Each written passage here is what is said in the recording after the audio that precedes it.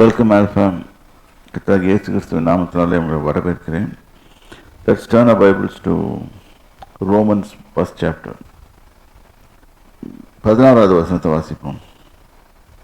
கிறிஸ்துவின் சுவிசேஷத்தை குறித்து நான் வெட்கப்படேன். முன்பு யூதரிலும் பின்பு கிரேக்கரிலும் விசுவாசிக்கிறவன் எவனோ அவனுக்கு ரட்சிப்பு உண்டாவதற்கு அது தேவ பலனாய் இருக்கிறது. இது கிறிஸ்துவின் சுவிசேஷம். கிறிஸ்து நமக்காக வந்தார், பூமியில் நமக்காக மரித்தார், நம்ம பாவத்துக்காக மரித்தார். நாம் நல்லா இருப்பதற்காக, நாம் உயிரோடு இருப்பதற்காக நாம் உயிர் தெழுவதற்காக அவர் உயிர் தெழுந்தார். நம்மளோட பாவத்தையும் சாபத்தையும் ரோகத்தையும் எல்லாத்தையும் மன்னித்து நம்மளுக்கு புது வாழ்வு கொடுத்து நம்மை ரட்சித்தார் என்ற சுவிசேஷம் தேவ பலனாயிருக்கிறது. இந்த பலனை அடையாதபடி பிசாசானவன் எல்லா வேஷத்தையும் போட்டுறான், எல்லாத்தையும் போட்டு தெற்கெடுக்கிறான். ஆகவேதான் கிறிஸ்துவின் சுவிசேஷத்தை குறித்து நான் வெட்கப்படேன் போட்டிருக்க. அது பின்பு ரட்சிப்பு உண்டாவதற்கு தேவ பலனாக இருக்குது. முதல்ல போட்டிருக்கு, கிறிஸ்துவின் சுவிசேஷத்தை குறித்து நான் வெட்கப்படேன். பின்பு யூதரிடம் பின்பு கிரேக்கரிலும் யாராக இருந்தாலும் சரி, எந்த மனுஷன், எந்த ஜாதி மனுஷனாக இருந்தாலும். இன்னொரு டிரான்ஸ்லேஷனில் பார்பேரியன்ஸ்ன்னு போட்டிருக்கோம். அது வந்து புறஜாதிகளை குறிக்கிறது. யாராக இருந்தாலும் சரி, அவங்க எல்லா மனுஷனுக்கும் அது வேலை செய்கிறது. நம்ம ஆபிரகாமின் ஆசீர்வாதம் பார்க்கும்போது எழுதியிருந்தோம், உன் மூலமாக புறஜாதியார் நன்மை அடைவார்கள். அதுதான் இங்கே எல்லா ஜாதிகளும் உன் மூலமாக பிளஸட் ஆசீர்வதிக்கப்பட்டிருப்பார்கள் போட்டிருக்கோம். அதனால் அந்த எல்லா ஜாதிகளும் ஆசீர்வதிக்கப்படத்தக்கதாக கிறிஸ்து வந்தார். இந்த கிறிஸ்துவின் சுவிசேஷம் நம்ம எல்லாருக்கும் தேவ பலனை கொடுக்கிறது. 18வது வசனத்திலிருந்து வாசிப்போம். சத்தியத்தை அநியாயத்தினாலே அடக்கி வைக்கிற மனுஷனுடைய, இதுதான் ட்ரூத். இயேசு நமக்காக மரித்தார், நமக்காக உயிரோடு எழுந்தார், அவர் நமக்காக எல்லாத்தையும் வாங்கி கொடுக்கிறார். இதை அடக்கி வைக்கிற எல்லா மனுஷருடைய காரியங்களும் கெட்டது. இப்போ எல்லா பிசாசு என்ன பண்ணுறான், அதுதான் செய்கிறான். இதை அழுத்தி வச்சு இன்னைக்கு கூட பாருங்கள், சுவிசேஷ சொல்ல போகிற மனுஷர்கள் எல்லாரையும் அட்டாக் பண்ணுறது. இது அவனுக்கு பிடிக்காது. அதனால் ஏதாவது ஒன்று மத கலவரம் அது இதுன்னு தூண்டி விட்டுட்டு ஏதாவது ஒன்று பண்ணிகிட்டு இருப்பான். இல்லாட்டி அவங்களுக்கு அந்த சுவிசேஷத்தை கேட்கக்கூடாதபடி அதை இது பண்ணிகிட்டு இருப்பான். சத்தியத்தை அநியாயத்தினாலே அடக்கி வைக்கிற மனுஷருடைய எல்லாவித அவபக்திக்கும் அநியாயத்துக்கும் விரோதமாய் தேவ கோபம் வானத்திலிருந்து வெளிப்படுத்தப்பட்டிருக்கிறது. அடக்கி வைக்கலான்னு ரொம்ப நல்லா நினைக்கிறாங்க, ஆனால் தேவ கோபம் வரும் கண்டிப்பாக. ஏனென்றால் தேவன் மனுஷனுக்கு அது கொடுத்துருக்க ரட்சிப்புன்றது ஃப்ரீ ஆஃப் காஸ்ட், இலவசமாக கொடுத்துருக்காரு. இதை விசுவாசத்தின் மூலம் பெற முடியும். அதுவே இந்த விசுவாசத்தின் மூலமாக பெறக்கூடியதை கர்த்தர் அதை செய்திருக்கும் போது இதை தடுக்கிறவங்க மேலே தேவ கோபம் கண்டிப்பாக வரும். தேவனை குறித்து அறியப்படுவது அவர்களுக்குள்ளே வெளிப்பட்டிருக்கிறது. தேவனே அதை அவர்களுக்கு வெளிப்படுத்தி இருக்கிறார். எப்படி வெளிப்படுத்தியிருக்காருன்னா, சரி, ஒன்று நம்ம வானங்களையும் நட்சத்திரங்களையும் சமுத்திரத்தையும் அவருடைய கிரியைகள் ஒவ்வொன்றையும் ஸ்டடி பண்ணும்போதே நம்ம எல்லாருக்கும் புரியணும், there must be a God. நம்ம வாழ்நாள் ஃபுல்லாக உட்காந்துருக்கோம், ஏதாவது நம்மளால் சரி பண்ண முடியுதா, ஏதாவது கிரியேட் பண்ண முடியுதா? ஒரு குவாண்டம் கம்ப்யூட்டர் கண்டுபிடிச்சிட்டு அந்த கம்ப்யூட்டர் வச்சுக்கிட்டு இப்போ கேல்குலேஷன் பண்ணிகிட்டு இருக்கிறாங்க. இப்போ அவர் எவ்வளோ பயங்கரமாக அவருடைய கேல்குலேஷன்ஸ் இருக்குது. அவர் உலகத்தில் இருக்க எல்லா மனுஷரும் 800 crores மனுஷங்க இருக்காங்க, 800 கோடி மனுஷர்கள் இருக்கிறார்கள். அத்தனை மனுஷரையும் அவர் பார்த்து கொண்டு எல்லாத்தையும் அவர்களுக்கு ஏற்ற வருது, அவர்களுக்கு சாப்பாடு கொடுக்கறது முதல் எல்லாத்தையும் செய்துட்டு வர்றாரு.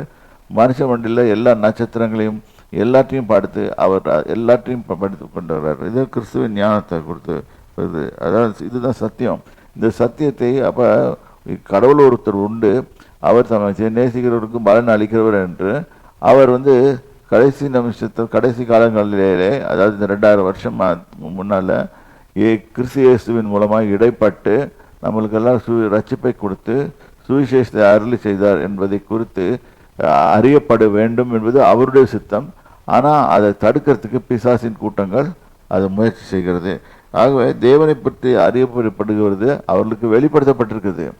ஆனாலும் எந்த ஒரு சாதாரண மனுஷனும் கேட்பான், இது எப்படி உண்டாச்சு? ஒரு மலையை சாதாரணமாக உண்டாக்கிட முடியுமா? நம்ம கையால் உருவாக்கிட முடியுமா? அவர் எல்லாத்தையும் பண்ணியிருக்காரு. இது பண்ணுறதுக்கு ஒரு ஆள் இருந்திருக்கணுமே. நம்ம ஹியூமன் பாடி எடுத்து பாருங்கள், அதை உருவாக்குறதுக்கு கூட மனுஷர் தேவைப்பட்டிருக்குது. மனுஷ உதவி தேவைப்பட்டிருக்கா? இல்லை. ஹியூமன் பாடியை உருவாக்குறது கூட கர்த்தர் அவ்வளோ அழகாக உருவாக்கியிருக்காரு. அது தன்னாலே வேலை செய்யுது. அதை நம்ம தான் மிஸ்ரெப்ரசன்ட் பண்ணி அதை கெடுத்துக்கொள்கிறோமே தவிர்த்து அது ஒருபோதும் கெடுக்க போட்டதில்லை. அது கரெக்டாக வேலை செய்திருக்குது. நம்ம ஆரம்ப நாட்கள்னு சொல்லலாம், ஓப்பனிங் டேட்ஸ்ன்னு சொல்லலாம். ரெண்டாவது எக்ஸ்பைரி டேட், எல்லாத்துக்கும் எக்ஸ்பைரி டேட்ஸ்ன்னு இருக்கும். நம்ம இறந்து போகிற நாள் வரைக்கும் அது எந்த நாள் அவர் குறித்திருக்கிறாரோ அந்த நாள் வரைக்கும் அது வேலை செய்துட்டு இருக்கணும்னு சொல்லி அதுக்கு குறித்து வச்சுருக்காரு. நம்ம மூளை ஃபங்க்ஷன் பண்ணுறதை பாருங்கள், நம்ம எல்லாத்தையும் பாருங்கள். எல்லாத்தையும் பார்க்கும்போது உட்காந்து சிந்திக்கும் போது தான் நம்மளுக்கு தெரியணும் எவ்வளோ பெரிய வல்லமை படைத்த தேவன் நம்மளை திருப்பி நம்முடைய சிருஷ்டித்து நம்முடைய ஆட்கொண்டு வருகிறார். எல்லாத்தையும் நம்ம கையில் அதிகாரத்தையும் கொடுத்து நம்மளையே கவனிக்க சொல்லி கொடுத்துருக்காரு. இந்த பூமியை நம்ம கையில் கொடுத்துருக்காரு. இதை நம்புறதுக்கு பதிலாக நம்பாமல் நம்ம பெரிய காரியங்களை செய்யும்போது, நம்ம சொந்த காரியங்களை செய்யும்போது பாவம் வந்து நம்முடைய ஆட்கொள்கிறது. அதான் சொல்லப்பட்டிருக்குது. தேவனே அவர் இதெல்லாம் வெளிப்படுத்தியிருக்காரு. தேவனே வெளிப்படுத்தின செய்திகளை நம்ம செய்யாமல் பார்த்துட்டு இருக்கும்போது எப்படி என்றால் இது பாவங்கள் நமக்குள்ளே வர்றதுக்கு சான்ஸ் விட்டுறோம். நம்ம 20வது வசனத்தை வாசிங்க. எப்படி என்றால் காணப்படாதவைகளாகிய அவருடைய நித்திய வல்லமை தேவத்துவம் என்பவைகள் உண்டாக்கப்பட்டிருக்கிறவைகளினாலே உலகம் உண்டானது முதற்கொண்டு தெளிவாய் காணப்படும். ஆதலால் அவர்கள் போக்கு சொல்ல இடமில்லை. தெளிவாய் காணப்படும். இப்ப பாருங்க, ஒரு நட்சத்திரத்தை என்னைக்கு எவனாவது ஒருத்தன் இவ்வளோ நாள் பூமி உண்டாகி ஆயிடுச்சுல, எவனாவது ஒருத்தன் சந்திரன்ல போய் கால் வச்சான். நீல் ஆம்ஸ்ட்ராங்ன்ற ஒரு மனுஷன் வச்சான். ஸோ ஒரு மனுஷன் கால் தைக்க தான் முடிஞ்சுது, அதுக்கு மேலே செய்ய முடியல, அங்கே போக முடியல. ஏனென்றால் அங்கே காற்று கிடையாது, ஆக்சிஜன் கிடையாது. அதனால அவன் செத்து போயிடுவான். ஆக்சிஜன் இப்போ படைச்சா கூட ஆக்சிஜனும் இதுவும் கரெக்டான ப்ரொபோர்ஷனில் போனால் தான் மனுஷன் வாழ்வான். இதெல்லாம் கரெக்டாக உருவாக்கி வச்சுருக்காரு. அப்போ நம்ம ஒவ்வொன்றுக்கும் யோசனை பண்ணி பார்க்கணும். அப்போ நம்ம விட ஒரு அதிபயங்கரமான ஒரு ஆள் ஒருத்தர் இருக்கணும். அவர் தான் நம்மளெல்லாம் கண்ட்ரோல் பண்ணிட்டு வர்றாரு அப்படின்றத நம்ம உணரணும். இது உணராமல் இருந்தாலே நம்மளுக்கு தெளிவாக தெரியுது, எல்லாமே தெரியும். சமுத்திரத்தை பார்க்கலாம், அதுக்குள்ளே இருக்கிறதை பார்க்கலாம், அதுக்குள்ளே எவ்வளோ பெரிய காரியங்கள் காணப்படுது. கண்ட்ரோல் பண்ண முடியாது சமுத்திரம் புயல் வந்துச்சுன்னா சமுத்திரத்தை அடக்கிறதுக்கு யாரால முடியாது. ஸோ இது வந்து புயல் வந்துருச்சு, எவனாவது போய் நான் சமுத்திரத்தை அடக்கிறேன், இல்லாட்டி ஒரு டொர்னேடோ வந்துருக்குது, அந்த டொர்னேடோவை வந்து நான் அடக்க போகிறேன் போய் எந்த மனுஷனாவது இல்லாட்டி எந்த மெஷினாவது எந்த இதாவது செய்ய முடியுமா? செய்ய முடியாது. ஏனென்றால் அது தேவனுடைய கிரியைகள். அது அப்போ அது நடக்கும்போதே நம்ம தெளிவாக தெரிஞ்சுக்கணும், நம்ம இதை செய்கிறது ஒரு ஆள் இருக்காரு, ஆகவே அவருக்கு கீழ்ப்படியணும்னு சொல்லி நமக்கு தெரியுது. அவர்கள் தேவனை அறிந்தும் அவரை தேவன் என்று மகிமைப்படுத்தாமலும் ஸ்தோத்திரியாமலும் அப்ப அவங்களுக்கு தெரியுது இதெல்லாம் உருவாக்குனவர் ஒருத்தர் இருக்கிறாரு. அவர் நம்மகிட்ட இருந்து வேற எதுவும் கேட்கல, அவரை மகிமைப்படுத்த வேணும்னு கேட்கிறாரு, அவரை ஸ்தோத்திரிக்கணும். ஏனென்றால் தேவன் எப்படிப்பட்ட இடத்துல உட்கார்ந்துருக்காருன்னு சொன்னா அவர் தன்னை துதித்து கொண்டே இருக்க வேண்டும் தான் போட்டிருக்காரு. Let us turn our Bibles to ஏசாயா 6ஆம் அதிகாரம். மோட்சத்தில் என்ன நடக்குது அப்படின்றது இங்கே வாசிக்கலாம். அங்கே இப்படி தான் இருக்கிறாங்க. 6ஆம் அதிகாரம் 1வது வசனத்திலிருந்து வாசிப்போம். உசியா ராஜா மரணமடைந்த வருஷத்தில் ஆண்டவர் உயரமும் உன்னதமுமான சிங்காசனத்தின் மேல் வீற்றிருக்க கண்டேன். இப்படிதான் உட்கார்ந்திருக்காரு அவரு. அவருடைய வஸ்திர தொங்கலால் தேவாலயம் நிறைந்திருந்தது. தேவாலயமே நிறைந்திருக்கிறது. தேவனுடைய ஆலயத்தை விட அவர் பெரியவர், தேவாலயத்திலும் பெரியவர் இருக்கிறார் என்று இயேசு சொன்னது. ஸோ தேவாலயம் நிறைந்திருந்தது. சேராபீன்கள் அவருக்கு மேலாக நின்றார்கள். அவர்களில் ஒவ்வொருவனுக்கும் அவ்வாறு செட்டைகள் இருந்தன. அவனவன் 2 செட்டைகளால் தன் முகத்தை மூடி, 2 செட்டைகளால் தன் கால்களை மூடி, 2 செட்டைகளால் பறந்து ஒருவரை ஒருவர் நோக்கி, சேனைகளின் கர்த்தர் பரிசுத்தர் பரிசுத்தர் பரிசுத்தர், பூமி அனைத்தும் அவருடைய மகிமையால் நிறைந்திருக்கிறது என்று கூப்பிட்டு சொன்னார்கள்.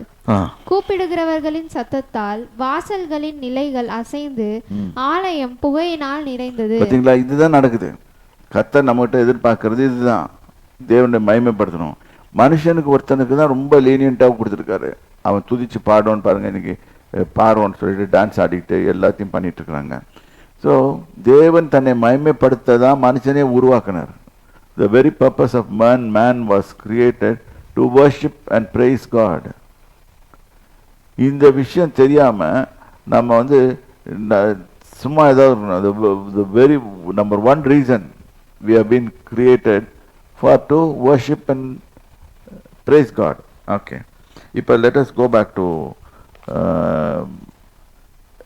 இது ரோமர்.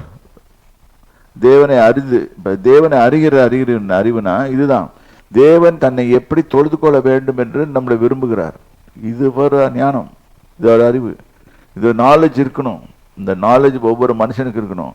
அவன் பாருங்க, கல்லுக்கு முன்னாலேயும் மண்ணுக்கு முன்னாலேயும் உளுந்து அதை கும்பிட்டு அதை வணக்கம் போட்டு தலையில் கொட்டு வச்சுக்கிட்டு என்னென்னமோ பண்ணிட்டு போகிறானுங்க, ஏதோ செய்கிறாங்க. ஆனால் அவங்க நினைக்கிறாங்க அவங்க திருப்தி, ஆத்ம திருப்திக்காக அதெல்லாம் செய்தால் கர்த்தருக்கு பிடிக்கணும். அவர் அதெல்லாம் கேட்கல. அவர் கேட்கறது ஒரே ஒரு விஷயம், என்னை துதி, வர்ஷிப் பண்ணு.